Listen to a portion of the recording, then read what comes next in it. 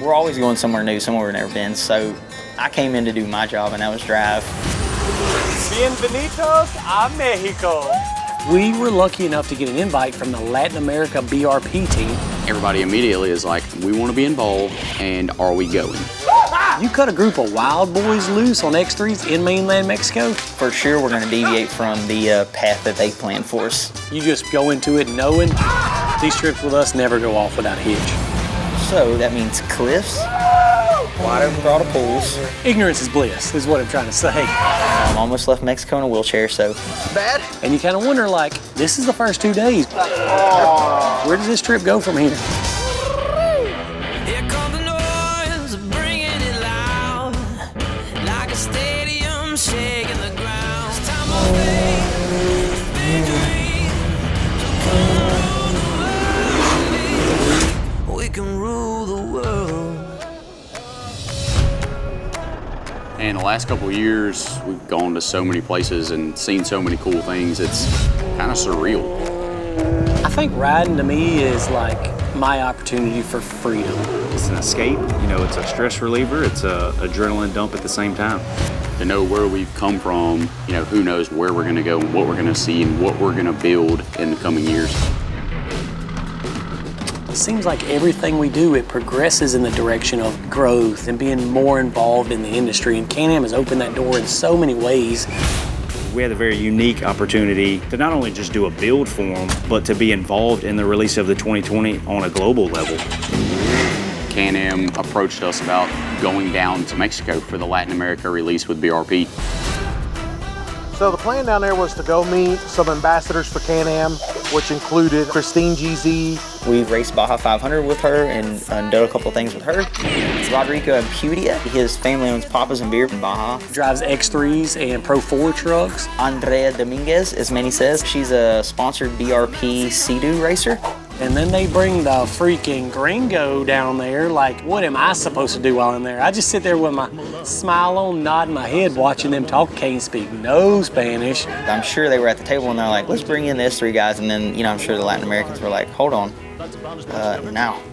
You know how we roll. We don't say no to nothing. A trip to Mexico, we're freaking there. This X3 XRS 72-inch model, it's the perfect platform to wow the entire Latin American community, everybody that's gonna see this thing. First thing we did once we got the machine here is we put on the lift, cut the cage off, and then tore down the suspension.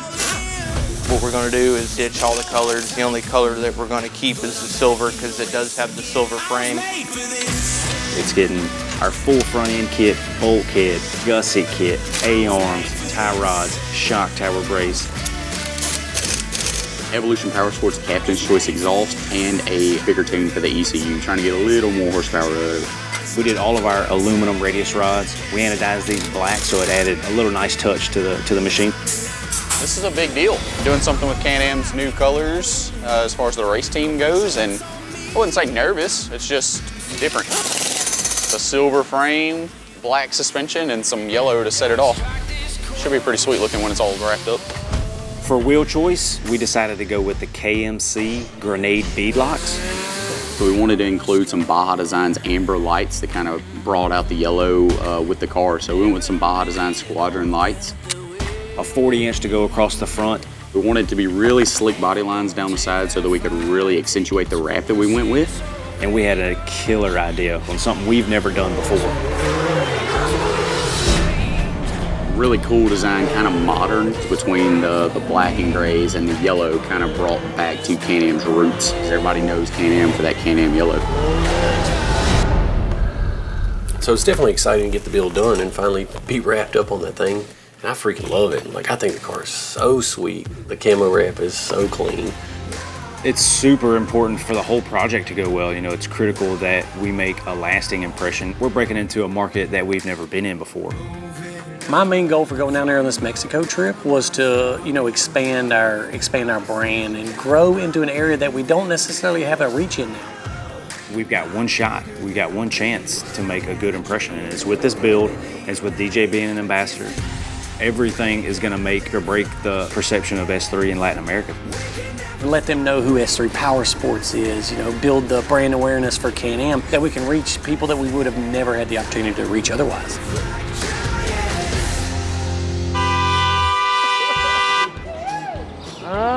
guys are about ready to pull in. We pull up to the hotel. They got the armed guard gates. There's like 20 Can-Ams parked to the left over here where normally everybody else would park. We were way outside of our element, and the sweet factor was very high. This is one of the first ones off the line, man. What's crazy is we've known Phil for a long time. He's been a part of a ton of the projects. They want us to bring the camera crew down there and do some videoing for the vehicle launch. I did a bunch of scouting. I have spots already set up where we're going to film tomorrow so it goes faster. We had to get the Latin America release stuff. And that's the switchback alley right there. He literally lined out exactly what we're doing the next day, what shots. The trail like comes this way and then switches and goes back that way? And we had to get everything we normally do in 2 or 3 days in one day. But like imagine like a drone shot from really high and you guys kind of just going through the canyon. Especially as tight as that is, dude. So I knew it was going to be fast paced. So go inside. Party starts in 1 minute. Phil's already scouted everything. The place that we're riding is unbelievable. Freaking Mexico, bro. And we get to rip this little town up. Dude, we could have a whole football game in here. And we hear like a DJ going in the back and kind of some people talking. You pass through another set of doors. We just know that we're there to have a good time. And so the first night apparently was a dinner and a pool party. They had a DJ set up, food already going. We knew we're meeting the other ambassadors. I could tell whenever we walked in, everybody was kind of calm and chill and like filling out everybody. Gotta say hi to my brother first. What's up, man? How you doing? Good, how are you, buddy? You know, everybody's starting to meet everybody in typical S3 fashion, and things go 100 pretty quick. Coming with a curveball. Boom! I'm done. We're gonna end up breaking something, and it's gonna be my fault. And then somewhere in the first 30 minutes, we see a hot tub. I don't even know how this transpired, but all I know is Quentin ended up wanting to gap the hot tub. We gave it a couple of dry runs, kind of started sizing up a little bit to see if this was even something that was feasible. It took me long to realize, like, I like my knees intact. And I was like, oh, I can make this for sure. Oh, I was confident there was no way he was going to make it.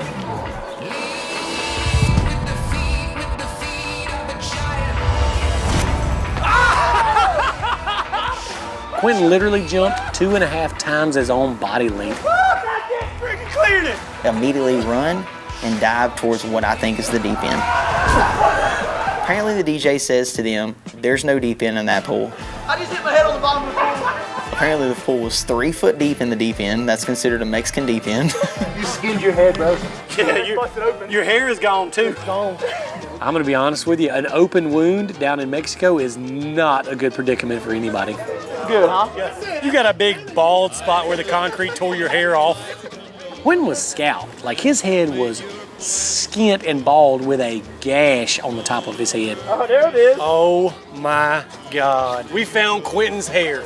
Bro. Yeah, that's when you realize coming in guns blazing doesn't quite work out. Now the cactus has a mustache. Sign it, Quentin. So we're gonna do the comb over for a little bit and keep the hat on. And I'm sure everybody there was like, if this is what we're gonna have to deal with for the next couple of days, we're gonna be in for a long 3 days.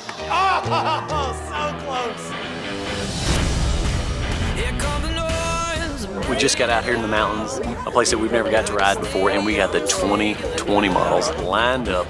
We're in some huge canyons over here. They get a lot more rain than we do in Baja, so I really don't know what I'm getting myself into. I love it. I'm super excited. It's gonna be an awesome day.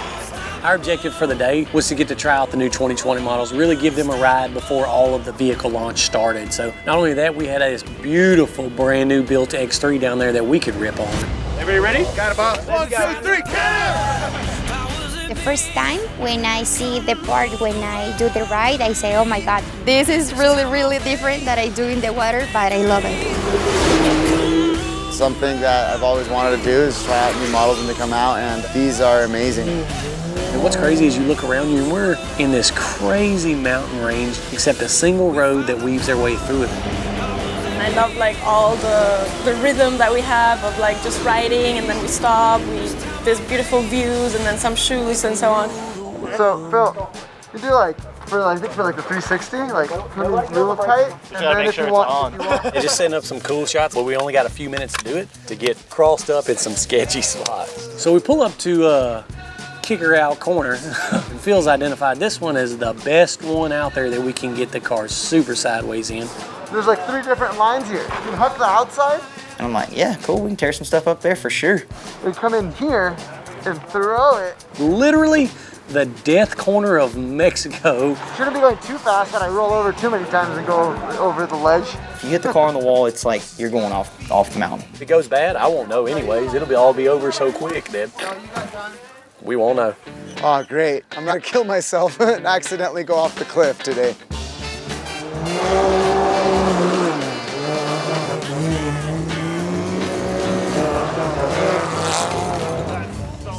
Bruh. You know, Dustin did a freaking awesome one, got a huge roost cloud.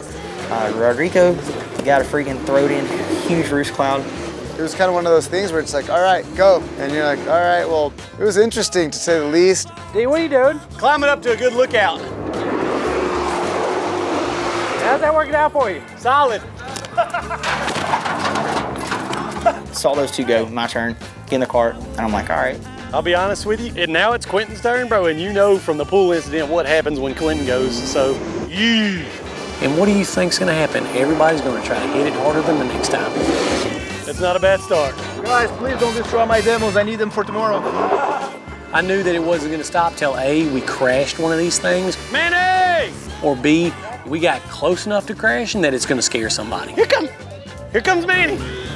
He takes off wide open, throws the car in, and never lets off to where the car's full body roll and the tire kisses the wall. It touched the wall, right there. Oh, bro, Manny needs a picture with that. I mean, the car never even budged, so we're good. Like, it's 10, solid 10 for me. Maybe just have the driver in the car. Yeah, so if somebody dies, it's just one person.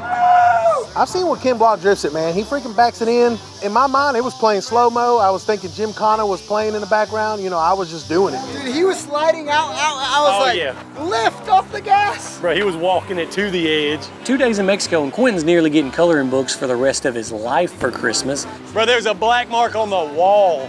Manny, we almost had to leave him in the car in the bottom of a ravine in Mexico. My heart's pumping after seeing that. I thought he was gonna do. So sketchy. And you kind of wonder, like, this is the first 2 days. Where does this trip go from here? I had no idea the road we were gonna be riding on, like how freaking sweet it was. Pretty amazing. I'm pretty sure we just drove down to the center of the earth. The ledges on the side of the mountain on this thing is insane. We get to the bottom of the rock quarry. Literally, it looked like the earth separated for, I don't know, 300 yards. It's insane. It's like 800-foot vertical walls and just barely wide enough to fit the cars through. The best part of it is how the whole panorama changes, and every part of it, there's something beautiful about it. And that's why every time we stopped for shoots, it's the best because you actually can stop and like appreciate your environment. I love it. It's amazing. I'm learning a lot. Just put full gas all the time. Dude, it never ceases to amaze me. Like, everywhere we've been, it got better and better the deeper we drove into the training. But all in all, man, a good time. When we get to the end of the ride, like, it's an opportunity for us all to kind of kick back and relax. And, you know, we get pictures together. Hola, amigos. Hola, amigos de México, which was perfect. Almost the same. A la experiencia Can-Am. Hola, amigos de México. Bienvenidos a la experiencia de Can-Am. Muy bien. Perfect. And then we're doing it with Can-Am, man. One of the coolest experiences ever. Hola, amigos de México. Bienvenidos a la experiencia de Can-Am.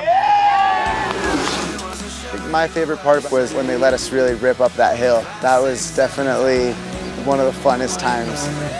Stay on the throttle, full throttle, corner to corner, and just keep the drift from one corner to the next corner to the next corner, and the tires are just screaming. They told us the cars have to make it through the day. These are the first ones off the assembly line for Mexico, Latin America, and you guys need to take care of them. So a good time, freaking good time. Another one for the books, man, with the boys.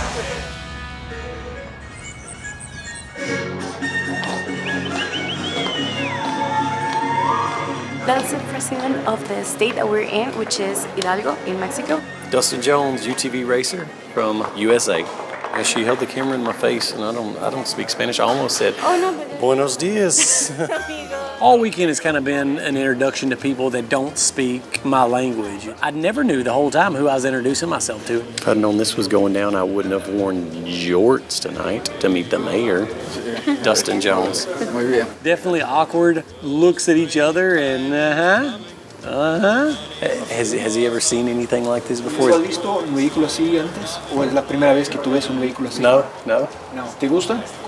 Didn't have a whole bunch of common ground with the mayor of Zippapan, believe it or not. Gracias.